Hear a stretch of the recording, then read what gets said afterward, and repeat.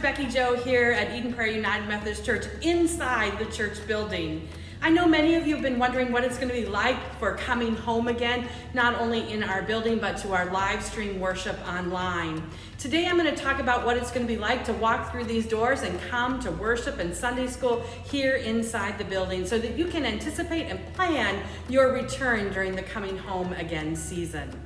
The first thing you're going to do is walk through these front doors. And I want to remind you that when you come through these doors, whether it's on Sunday or Wednesday or any day of the week, that you should come in with a mask on.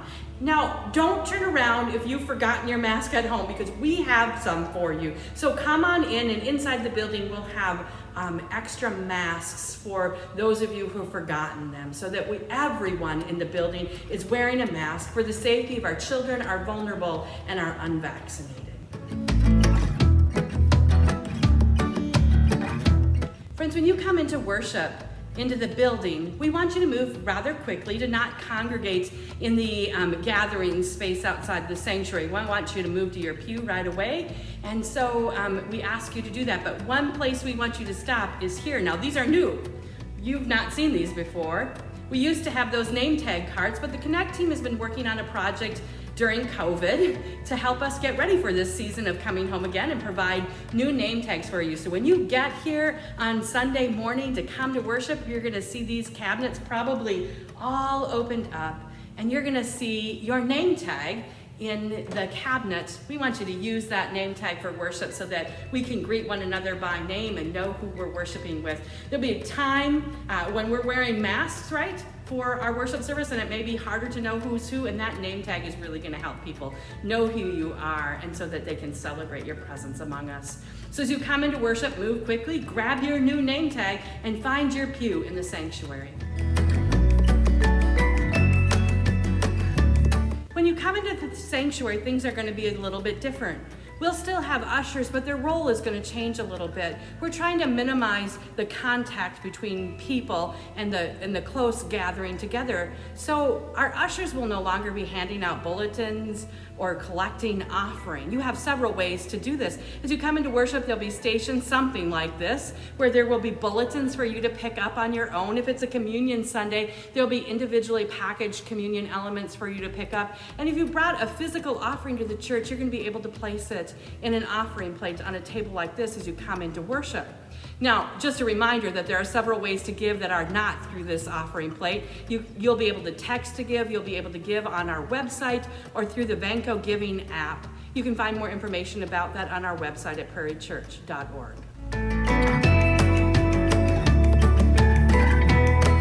Probably one of the more unusual things that you're going to experience when you come back to worship is that you can't just sit anywhere you want. We have signs in the pews to keep us safe at a safe distance from one another. And so there's signs like this that say how many people or one family unit can sit here in this section. And then there'll be a section like this one that says that it's closed for safe distancing. Please, when you come into the sanctuary, walk in, turn around, and take note of the signs on the pews so that you can sit a safe distance from another person. Now, that's not only for you, but it's for the comfort and safety of everybody else. So when people enter the sanctuary, they can feel confident in their ability to worship safely. So please, thank you in advance for following these signs and guidelines. Now, if we should fill up this sanctuary according to these safe distancing guidelines, we're prepared to open the fellowship hall that will have on the screen a live experience of this worship service from the fellowship hall, and we can distance a whole bunch more people in the fellowship hall. I want you to know we're ready for you. So come on home again because we're ready for you, and we have space for you if we'll all be careful and gentle and loving with one another. Friends, I think many of you are aware that when we go live with our worship at 10 o'clock on Sunday morning, September 26th, and then every Sunday after that, there will be a whole community online worshiping with us and integrating our experiences together. So that means that there are some people in this sanctuary who are going to be on camera during our time of worship, probably the backs of your heads mostly. But some of you maybe because you have small children, don't want those children on screen. And we appreciate that, and we've prepared some spaces for you. There are a couple places in this sanctuary that are off camera, so to speak, and they are these pews in the back on the west side of the church, and there are a couple pews in front of the sound booth. Now, don't sit in those if you don't need to be in them. Let's reserve those for our families with small children who might really not want their children on camera during worship.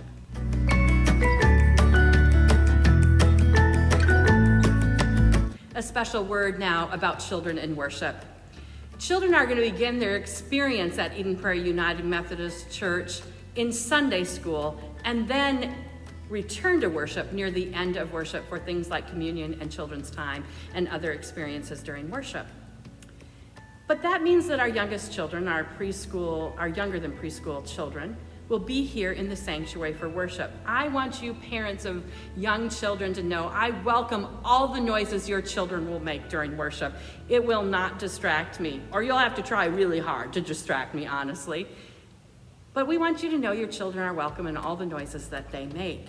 That being said, there may come a time when you want an alternative, and so we've opened the nursery as a wiggle room for you and your children. You can take your child into the nursery. Please wear a mask while you're in there to keep everybody else who might be in there safe. There's a monitor on the wall that will be sharing the live stream version of worship, so you can still participate in worship from the nursery. I want you to know that's an option if you need it. But more than anything, I want you to know your children are welcome in worship, their noises and all.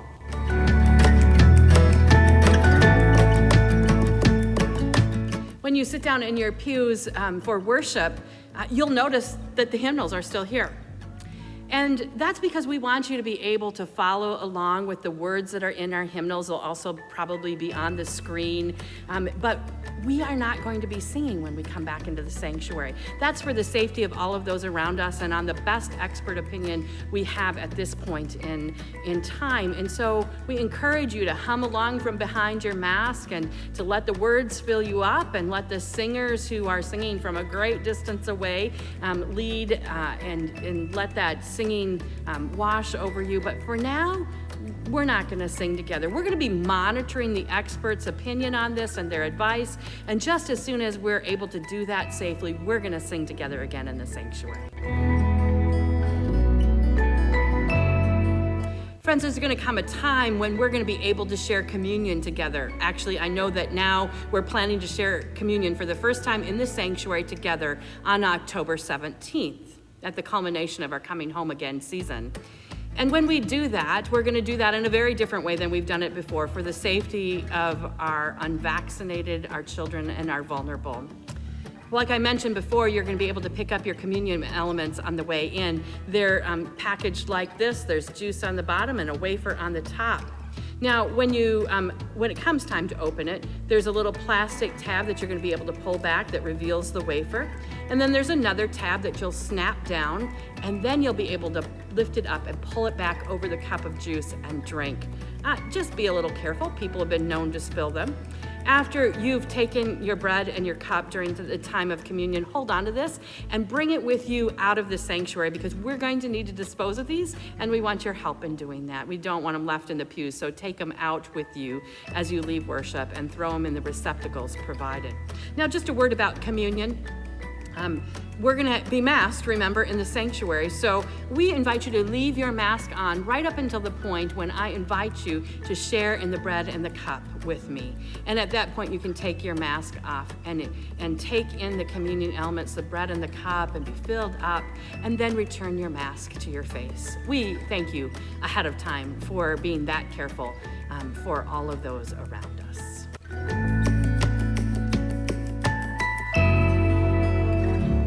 Friends, we welcome everybody to come to worship, especially during this Coming Home Again season. But it's crucially important that we know who has joined us for worship every Sunday. We need that for contact tracing purposes, which we hope we will never have to use. But in case we do, we need your help in making sure that you register your attendance every Sunday you are in worship. You're gonna have two ways to do that. One is gonna be a really traditional way. There'll be a little tear-off sheet in the bulletin that you can leave on your way out with your information on it that says to us that you've been in worship. The second will be an electronic way. You can use your phone while you're in worship to register your attendance, and there will be more details coming on that. A really simple QR code that you can scan, and it will take you to the spot to register your attendance. But we want everybody who comes to worship to register their attendance so that we know who's been here and so that we can keep you all as safe as possible.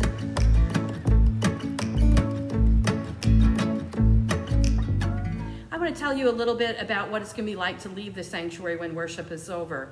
Normally, we just all get up from our pew and rush to the fellowship hall for times of food and coffee and connecting with one another. And we want you to be able to connect with one another. But that's going to happen in a little bit different way. So when worship is over, our ushers are going to come row by row and excuse people to leave the building. And that's what we want you to do after worship. We want you to leave the sanctuary and head straight out of the building and have your greeting, your connecting, your fellowship time outside on the front lawn and the front step, where we're going to prepare a time of fellowship and greeting for you.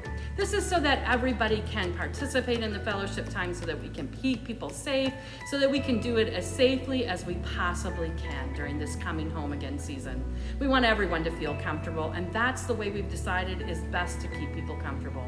So again, don't rush out of the sanctuary when worship is over. An usher will come and excuse you in an orderly fashion, and then you can go outside and greet your friends and reconnect with those who are a part of this faith community.